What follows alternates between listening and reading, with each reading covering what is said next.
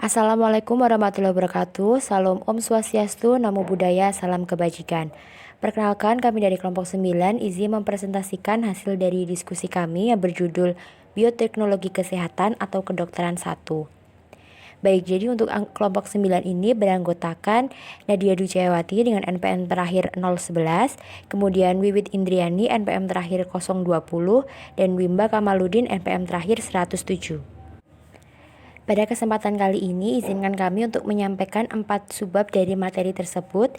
Yang pertama adalah fertilisasi in vitro, kemudian kultur jaringan hewan, antibodi monoklonal, dan antibodi poliklonal. Yang pertama adalah fertilisasi in vitro. Jadi pengertian dari fertilisasi in vitro ini sebenarnya secara bahasa fertilisasi in vitro dibentuk atau terdiri dari dua suku kata. Yang pertama adalah fertilisasi dan yang kedua in vitro. Fertilisasi sendiri berarti pembuahan sel telur wanita oleh spermatozoa pria, dan in vitro berarti di luar tubuh. Dengan demikian dapat disimpulkan bahwa fertilisasi in vitro ini sebagai proses pembuahan sel telur wanita oleh spermatozoa pria yang terjadi di luar tubuh.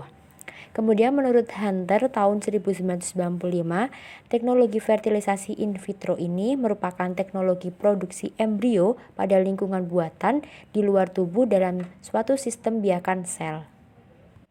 Baik, kemudian adalah selanjutnya langkah penanganan infertilitas. Nah, di sini ada 5. Yang pertama adalah controlled ovarian hyperstimulation, yakni elemen yang harus dilewati atau dilakukan secara berurutan. Yang pertama adalah pemberian gonadotropin eksogen guna untuk menstimulasi perkembangan multifolikel. Kemudian yang kedua adalah pemberian gonadotropin releasing atau GnRH agonis ataupun antagonis guna untuk mensupresi fungsi hipofisis dan mencegah ovulasi prematur. Yang ketiga adalah untuk memicu maturase final oosit yang dilakukan selama 36 jam sebelum prosedur petik sel telur. Dalam teori FSH atau window threshold menyatakan bahwa kadar FSH serum ini melebihi nilai ambang batas agar dapat menginduksi aktivitas ovarium. Peningkatannya sekitar 10 hingga 30% dari atas nilai ambang dan menstimulasi perkembangan folikel normal. Sedangkan untuk peningkatan suprafisiologis akan memicu stimulasi eksesif seperti itu. Kemudian ovarium pick up. Jadi untuk proses ini merupakan pengambilan oosit menggunakan jarum aspirasi dengan tuntunan USG transvaginal, yakni prosedur dilakukan di dalam ruang operasi dalam bantuan pembiusan. Kemudian petik sel telur ini juga merupakan prosedur yang sangat sensitif karena sangat terkait dengan kegiatan di laboratorium untuk penanganan oosit sendiri. Yang diperhatikan saat proses ini adalah suhu, pH, dan juga waktu antara ovum pick up dan saat kultur oosit. Kemudian yang selanjutnya adalah preparasi sperma. Pada proses ini, sampel sperma dikoleksi dan dimasukkan ke dalam kontainer steril dan dipreparasi di laboratorium dengan menghindari suhu ekstrim, yakni lebih dari 20 derajat Celcius dan kurang dari 37 derajat Celcius. Tujuannya adalah mengeliminasi plasma seminalis, debris, dan juga kontaminan, kemudian menyiapkan sperma dengan motilitas progresif, dan menghindari sperma morfologi abnormal. Yang keempat adalah inseminasi oosit.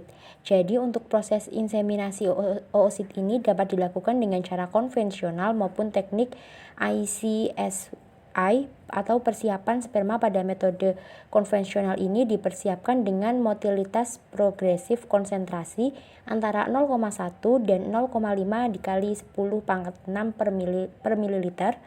Kemudian suspensi sperm ini sebaiknya di dalam medium sesuai dengan kultur oosit. Nah, masa inkubasi oosit dan juga sperma dilaksanakan dalam waktu semalam. Kemudian diidentifikasi gamet saat inseminasi wajib dilakukan secara double check. Seperti itu. Untuk ICSI atau intracytoplasmic sperm injection, ini adalah teknik yang dilakukan dengan menginjeksi secara mekanik satu sperma ke dalam oosit secara in vitro agar terjadi fertilisasi. Yang menjadi ciri khas dari teknik ini adalah prosesnya digambarkan secara berikut. yakni menggunakan alat mikromanipulator dan juga mikroskop oosit matur dipegang dengan alat khusus, kemudian menggunakan jarum ukuran mikro, tajam dan berlubang diambil satu sperma yang sudah diimobilisasi. Selanjutnya jarum tersebut diinjeksikan secara hati-hati melalui cangkang oosit dan masuk ke dalam sitoplasma. Teknik ini diindikasikan untuk mengatasi masalah infertilitas pria, yakni pada kondisi oligozoospermia atau sperma dalam jumlah yang sedikit, dan juga astenzoospermia atau motilitas sperma yang kurang baik. Yang terakhir adalah transfer embrio. Nah, prosedur ini merupakan prosedur paling rawan dalam IVF, yakni memasukkan embrio hasil kultur ke dalam uterus, dan proses transfer ini dilakukan dengan tuntunan USG transabdomen dan juga menggunakan kateter lunak seperti itu. Nah, setelah proses ini dilakukan, pasien diharuskan untuk bed rest untuk meningkatkan persentase kehamilan. Selanjutnya adalah kelebihan dan juga kekurangan dari IVF ini atau in vitro fertilization. Nah, kelebihannya adalah satu, membantu pasangan yang tidak subur untuk memiliki bayi mereka sendiri, kemudian dapat menentukan jenis kelamin. Hal ini dikarenakan kemungkinan akan dipilih sperma yang bisa memiliki kromosom tertentu yang sesuai dengan jenis kelamin manusia. Kemudian yang ketiga adalah memberi kesempatan besar untuk mempunyai anak kembar bagi yang menginginkan. Kemudian yang keempat adalah bayi akan cenderung lebih kuat. Seperti itu. Untuk kekurangannya adalah yang pertama, IVF ini dapat mengakibatkan kelahiran bayi kembar yang tidak diinginkan karena pengirimannya lebih dari satu bayi seperti itu. Kemudian yang kedua adalah IVF ini dapat mengakibatkan ovarian hyperstimulation syndrome, yakni dalam IVF donor telur yang dirangsang untuk menghasilkan lebih dari satu yang berkualitas tinggi. Nah, hormon dan obat yang digunakan untuk merangsang ovarium tersebut dapat memiliki efek samping yang mengarah ke kondisi tersebut. Yang ketiga adalah kehamilan ektopik atau kehamilan terjadi di luar rahim. Yang keempat adalah tingkat keberhasilannya jauh lebih rendah dari 100%, yakni dipengaruhi beberapa faktor seperti usia perempuan, kualitas telur, kualitas sperma, kualitas rahim, dan lain-lain. Kemudian yang kelima adalah nyeri diakibatkan oleh obat-obatan dan hormon yang digunakan selama prosedur IVF ini dapat menyakitkan bagi si wanita. Kemudian yang keenam adalah biaya mahal atau tidak ekonomis dan juga invasif seperti itu. Selanjutnya akan disampaikan oleh presentator selanjutnya. Baik, yang kedua adalah kultur jaringan. Pada mulanya sekitar tahun 1910, kultur jaringan atau hewan animal tissue merupakan metode untuk mempelajari tingkah laku atau sifat-sifat sel hewan dalam keadaan fisiologis maupun dalam kondisi artificialisasi karena suatu perlakuan. Yang kedua adalah teknik kultur jaringan. Terdapat teknik memperbanyak sel hewan secara in vitro dengan syarat dasar yang dibutuhkan sel untuk dapat tumbuh dalam medium penumbuh. Berikut ini merupakan nutrisi-nutrisi yang terkandung dalam medium penumbuh, antara lain yang pertama adalah MEM atau minimum essential medium. MEM mengandung asam-asam amino esensial, vitamin dari kelompok vitamin B, dan garam-garam sebagai penentu osmolaritas yaitu Na+, K+, Ca2+, Mg2+, C-, SO4 2+, PO4 3-, dan HCO3. Yang kedua adalah FBS atau fetal bovine serum, merupakan serum yang menjadi faktor yang mempengaruhi kondisi lingkungan sel dalam kultur sel. Serum mengandung hormon, protein, vitamin, glukosa, garam-garam mineral, faktor pertumbuhan, dan faktor penghambat. Yang ketiga adalah antibiotik, yaitu penicillin, streptomycin, dan fungizon yang berfungsi untuk membunuh bakteri dan mikroorganisme serta jamur yang tidak diinginkan dalam medium penumbuh. Yang berikutnya adalah prinsip dasar kultur jaringan hewan. Yang pertama, medium harus aseptik dan steril. Kultur jaringan sebaiknya dilakukan di dalam ruangan tersendiri yang dilengkapi dengan laminar airflow hose, inkubator, dan mikroskop. Meskipun ada petugas kebersihan laboratorium, seorang yang bekerja dalam kultur sel juga harus mengetahui dan bertanggung jawab atas kebersihan ruang kultur. Filter yang digunakan adalah HEPAS yang dapat menyaring berbagai partikel udara dengan diameter kurang dari 0,03. Dengan demikian, hampir semua bakteri, spora, jamur, dan sebagainya yang normal terdapat di udara dapat tersaring. Yang kedua adalah temperatur. Kebanyakan sel yang berasal dari hewan perlu disimpan pada suhu 30 derajat Celcius agar dapat tumbuh secara optimal. Untuk itu, kebanyakan inkubator dilengkapi dengan termostat kali controlled water jacket and temperature control. Yang ketiga adalah medium harus memelihara pH 7.0 sampai 7.4. Agar sistem buffer ini dapat bekerja, maka kultur dan mediumnya harus mendapatkan CO2. Dengan demikian diperlukan inkubator yang dapat mempertahankan kadar CO2 5% di dalam udara. CO2 yang dapat disuplai dari gas CO2 yang dihubungkan dengan C2 sensor ke dalam inkubator. Yang berikutnya adalah manfaat kultur jaringan. Pemanfaatan kultur jaringan dalam penelitian yang pertama adalah transport intramembran, seperti aktivitas dan perpindahan RNA dari inti ke sitoplasma dan transkripsi hormon. Yang kedua adalah aktivitas intraseluler seperti replikasi DNA, ekspresi gen, dan sintesis protein. Yang ketiga yaitu metabolisme intraseluler seperti nutrisi, inversi, dan adanya induksi transformasi dari virus atau gen kimiawi. Yang keempat adalah interaksi antar sel seperti sinyal antar sel, populasi genetik, dan adhesi sel. Manfaat yang berikutnya adalah monitoring infeksi virus atau bakteri dan monitoring efek pencemaran lingkungan. Kemajuan yang sangat menggembirakan dalam bioteknologi adalah penerapan rekayasa genetika dengan menyisipkan gen-gen tertentu yang dikehendaki ke dalam sel yang telah kultur dengan tujuan untuk memproduksi insulin dan atau beberapa hormon pertumbuhan dalam skala besar. Selain itu, kultur jaringan telah diaplikasikan dalam bidang industri untuk memproduksi vaksin, protein, dan antibiotik monoklonal. Kemudian sebab selanjutnya adalah antibodi monoklonal.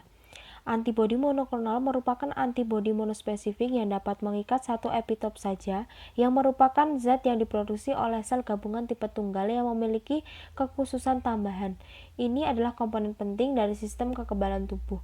Antibodi monoklonal dapat mengenali dan mengikat ke antigen yang spesifik. Untuk mekanisme kerjanya terbagi menjadi 3, yaitu antibody dependent cellular autotoxicity atau ADCC, kemudian complement dependent autotoxicity atau CDC, dan antibody directed enzyme product therapy atau ADEPT. Yang pertama, ADCC. Yang terjadi jika antibodi mengikat antigen sel tumor dan Fc antibodi melekat dengan reseptor Fc pada permukaan sel imun efektor. Interaksi Fc reseptor ini berdasarkan kemanjuran anti-tumor dan sangat penting pada pemulihan suatu antibodi monoklonal. Sel efektor yang berperan masih belum jelas, tetapi diasumsikan sel fagosit mononuklear dan natural killer atau NK. Antibodi monoklonal berikatan dengan antigen permukaan sel tumor melalui Fc reseptor permukaan sel NK. Hal ini memicu pengelepasan perforin dan granzim untuk menghancurkan sel tumor.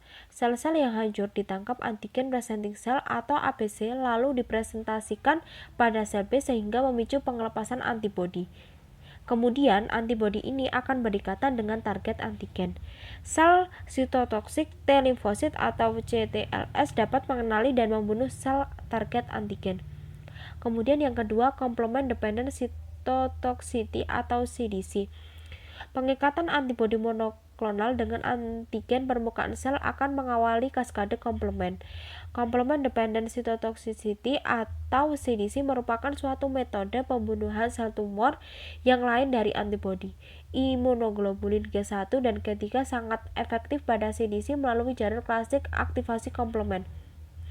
Formasi kompleks antigen antibodi merupakan komplement C1q berikatan dengan IgG sehingga memicu komplement protein lain untuk mengawali pengelepasan proteolitik sel efektor kemotaktik atau agen aktivasi C3a dan C5a. Kaskade komplement ini diakhiri dengan formasi membran attack kompleks atau MAC sehingga terbentuk suatu lubang pada sel membran. MAC ini memfasilitasi keluar masuknya air dan Na+ yang akan menyebabkan sel target lysis.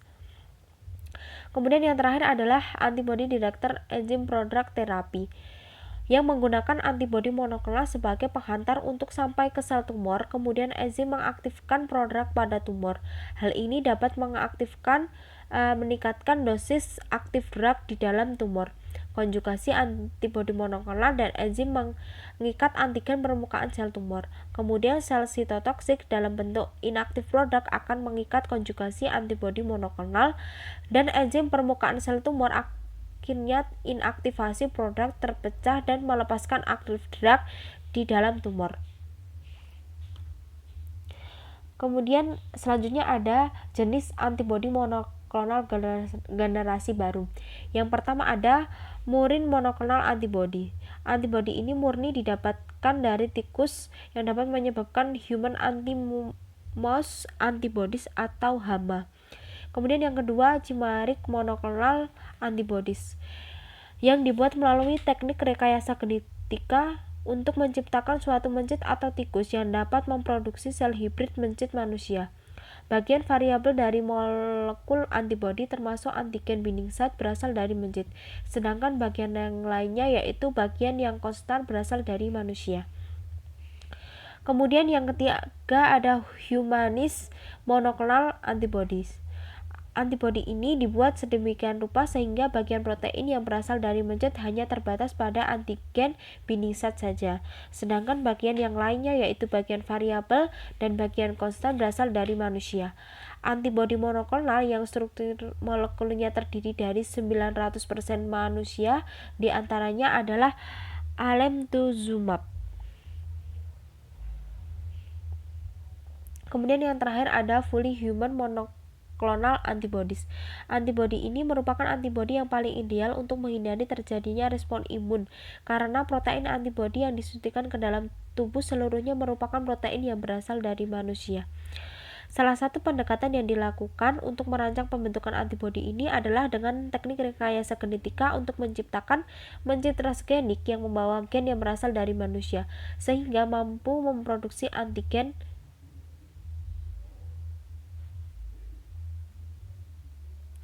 Kemudian cara pembuatan antibodi monoklonal yang terdiri dari 5 tahap, yaitu yang pertama imunisasi tikus dan seleksi tikus donor, kemudian yang kedua penyaringan produksi antibodi tikus serum antibodi pada darah tikus, kemudian yang ketiga persiapan sel mieloma, keempat fusi sel mieloma, dan yang terakhir adalah pengembangan lebih lanjut cloning sel hibridoma kelompok kecil sel. Kemudian terdapat dua jenis antibodi monoklonal yang digunakan dalam pengobatan kanker. Yang pertama adalah naked MAPS yang merupakan antibodi yang bekerja sendiri. Terdapat obat atau bahan radioaktif yang melekat pada mereka. Ini adalah MAPS yang paling umum dan sering digunakan. Kemudian yang kedua adalah conjugate MAPS, adalah orang-orang yang bergabung dengan obat kemoterapi, partikel radioaktif, dan racun. MAPS ini bekerja setidaknya sebagian dan bertindak sebagai menembakkan perangkat untuk membawa zat ini langsung ke sel-sel kanker. Kemudian selanjutnya adalah aplikasi terapi dari antibodi monoklonal.